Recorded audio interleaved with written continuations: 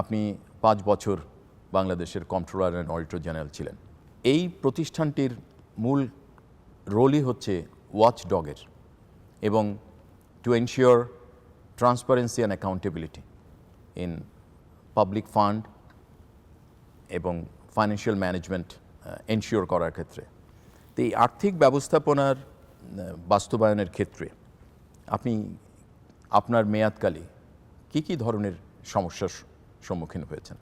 সমস্যাগুলো যেগুলো হয়েছে সেগুলো আসলে ক্যারিড ওভার আগের আমলের। যেমন আপনাকে একটা বলি যে পাবলিক অ্যাকাউন্টস কমিটির সভা হওয়ার কথা নির্ধারিত বিরতির পরপর, কারণ অডিট অবজারভেশন যেগুলো সবুজ বইতে প্রিন্টেড হয়েছে, অডিটর জেনারেল রিপোর্ট যেগুলো প্রিন্টেড হয়েছে সেগুলো নিয়ে আলোচনা হওয়ার কথা, কিন্তু আমরা একটা পিরিয়ডে দেখতে পাবো যে 6 বছর 7 বছর 8 বছর পাবলিক অ্যাকাউন্টস কমিটির কোনো সভাই হয়নি।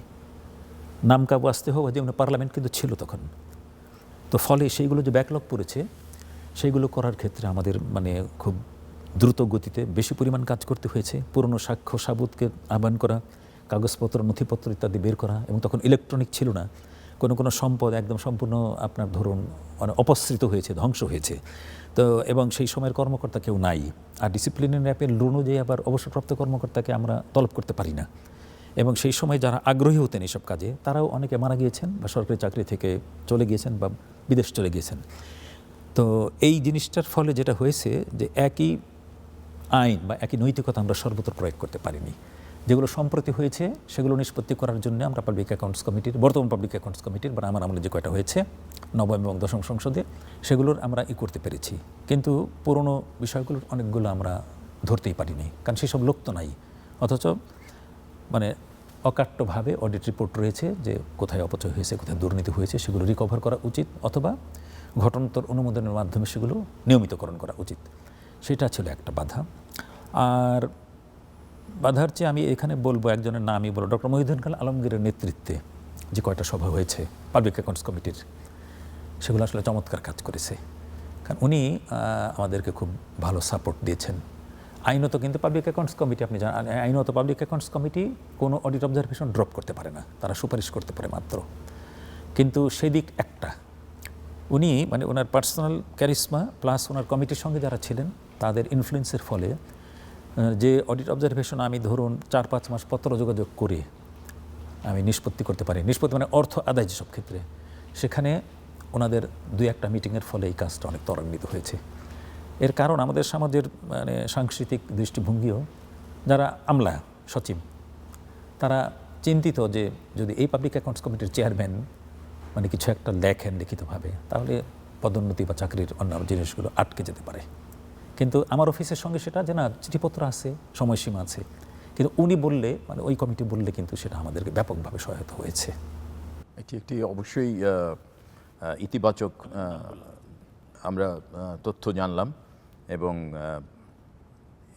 এর কৃতিত্বের অনেকটা দাবিদার আপনিও, যেহেতু আপনার আমলে এইভাবে কাজগুলো হয়েছে। হ্যাঁ, এই অর্থ আদায়ের হিসাব আপনি ওয়েবসাইটে পাবেন। স্যার, আপনার কি এই দীর্ঘ কর্মজীবনে দায়িত্ব পালন করতে গিয়ে কখনো মনে হয়েছে যে আপনি সরকারি কর্মকর্তা না হলে ভালো করতেন, কিংবা অন্য কিছু হলে ভালো হতো? এটা তো একটা এটার উত্তর দেওয়া তো কঠিন আসলে। না, তা আমার মনে হয়নি, কারণ এই পথে দীর্ঘদিন চলে বিভিন্ন প্রশিক্ষণ, বিভিন্ন অভিজ্ঞতা ইত্যাদি লাভ করে, এবং ব্যক্তিগত সফলতা বাদ দেন, ইনস্টিটিউশনাল সফলতা লাভ করে, যে হ্যাঁ কোনো একটা অফিস একটা কাজ করেছি, কোথাও একটা ব্রিজ হয়েছে, প্ল্যানিং কমিশনে থাকতে ধরুন, কোথাও 68টা স্কুল একদিনে হয়েছে, কোথাও আপনার শিক্ষাক্ষেত্রে একদিনে অনেক সহায়তা আনতে পেরেছি, বা চট্টগ্রাম হিল ট্র্যাক্টসে একদিনে ইউএনডিপির সহায়তা আনতে পেরেছি এই পরিমাণে যে সেগুলো কাজে লাগাতে পারছি না। এগুলো তো বরং সফলতার বোধ হয়েছে কর্পোরেট হলেও। তবে ব্যর্থতা না হলেও সীমাবদ্ধতা এবং সময়ের অতিরিক্ত ব্যয় হচ্ছে বলে তো কিছু ক্ষেত্রে মনে হয়েছে। কিন্তু সেটা পরে দেখেছি আসলে বেঞ্চমার্ক একটা আছে আমাদের, উন্নয়নশীল দেশ হিসেবে একটা বেঞ্চমার্ক, পাশ্চাত্যে একটা অন্য বেঞ্চমার্ক। তো সেটার সঙ্গে তুলনা করলে হয়তো মনে হবে যে না, অনেকটা পারিনি। কিন্তু আমার দেশের সামগ্রিক ব্যাকগ্রাউন্ড, প্রেক্ষাপট ইত্যাদি বিবেচনায় আমার মনে হয় যে সেই বোধ ঠিক হয়নি যে আমি অন্য পেশায় গেলে ভালো করতাম। শুনে খুশি হলাম। স্যার, আপনি গল্প, উপন্যাস, প্রবন্ধ, আমি শুরুতেই বলেছি যে ভ্রমণ কাহিনী মিলিয়ে 30টির মতো বই লিখেছেন, এবং আপনার একটি বই আপনি ইংরেজিতে লিখেছেন একটি হিস্টোরিক্যাল ফিকশন যার নাম ডাস্ক, ডন অ্যান্ড লিবারেশন, এবং এটি সম্ভবত ইউকে থেকে প্রকাশিত। ঠিক বলেছেন আপনি। এই ক্ষেত্রে আমার দুটো প্রশ্ন। আপনি আমাদের নাম দেখে মনে হচ্ছে এটা মুক্তিযুদ্ধ ভিত্তিক একটা গ্রন্থ। এটি আপনি ইংরেজিতে লেখার উদ্দেশ্য কী, এবং এটি কেমন করে ইউকে থেকে প্রকাশিত হলো? এটা যদিও এটা আমাদের জন্য একটা বিরাট গৌরবের বিষয়। এটি যে পর্যন্ত হয়েছে তা বলতে পারেন, তারপর এটা কমপ্লিট হওয়ার আগ পর্যন্ত গৌরবের বিষয়, মানে আমি এটা গৌরবের বিষয় হলে আমি খুশি হতাম। তো একটা কিছুটা কাজ বাকি আছে। আর যেটা বলার উৎস, যেটা আমি প্রথম প্রশ্নটা করেছেন, ইংরেজিতে লেখার কারণ কি। আমি বাংলায় লিখছিলাম, মোটামুটি পেপারে বের হচ্ছিল বা বিভিন্ন জায়গায় বের হচ্ছিল, নাটকও হয়েছে, টেলিফিল্মও হয়েছে। আমার ওয়াইফ একদিন অফিসে ফোন করে বললেন, আচ্ছা ইংরেজিতে কিছু লেখো। আমি বলি কারণ, আমার মাথায় আসে না কিন্তু এটা। বলছে পাশ্চাত্যের মানুষ জানুক তোমার সম্পর্কে দিয়ে একটা কথা, কারণ দেশে যখন বিশিষ্ট ব্যক্তিরা আলোচনা করছেন, এমনকি হুমায়ুন আহমেদও, সৈয়দ শামসুল হক বা আপনার অধ্যাপক জিল্লুর রহমান সিদ্দিকী বিরাট করে লিখেছেন প্রথম আলোতে আমার বইয়ের উপরে, তো এখন ইংরেজিতে কিছু লেখো। আমাদের ভালো আইডিয়া। এবং ওই বলল যে ইংরেজিতে মুক্তিযুদ্ধের উপরে লেখো, এইটা পাশ্চাত্যকে আকর্ষণ করবে, কারণ তারা এখনও ওইগুলি অনুসন্ধান করছে। এটা হলো প্রধান তো ফলে ওটা লিখলাম। তবে এটা আমি দেশে ইউপিএল তারা মোটামুটি ভালো ইংরেজি বই প্রকাশ করেন। আমি মানে প্রকাশ করার জন্যে তৈরি ছিলাম এবং খুঁজছিলাম, তাদের সঙ্গে কথাবার্তা বলছিলাম। তখনও টিএনটি ফোন ছিল। এই সময়ে আমার এক বন্ধু দেলোয়ার হোসেন, সে বললো এটা লন্ডন থেকে বের হবে। আমি বলি কীভাবে? বলে এই বই তো আমি পড়েছি তোমার, এটা লন্ডন থেকে বের হওয়ার যোগ্য। বলতে আমি যদিও এটা মানে সেই কোয়ালিফিকেশন নাই যে আমি বলবো কোথা থেকে, কিন্তু আমি চেষ্টা করব। এবং যোগাযোগটা সে করিয়ে দিয়েছে। এবং সেখানে প্রথমে অথর হাউস বললো দ্য ফার্স্ট 50 পেজেস, 7 দিন পরে বললো দ্য নেক্সট 50 পেজেস, তারপরে বলছে the rest of the book. এবং তারপর একটা চিঠি আমাকে লিখেছি, ইমেল, যে মিস্টার আহমেদ, নিম্নবর্ণিত শর্তে যদি তুমি আমাদের সঙ্গে কাজটা করতে রাজি হও, তাহলে অন্য কারোর সঙ্গে আর কথা বলো না, দিস ইজ দ্য রয়্যালটি, এইভাবে ফ্রি বুক ইত্যাদি, উই আর প্রিপেয়ার্ড টু, মানে gladly ready to publish this book if you agree. তো এইটা হচ্ছে এটা শানে নজরুল। এবং তারপর তারাই বিপণনের কাজ করেছেন।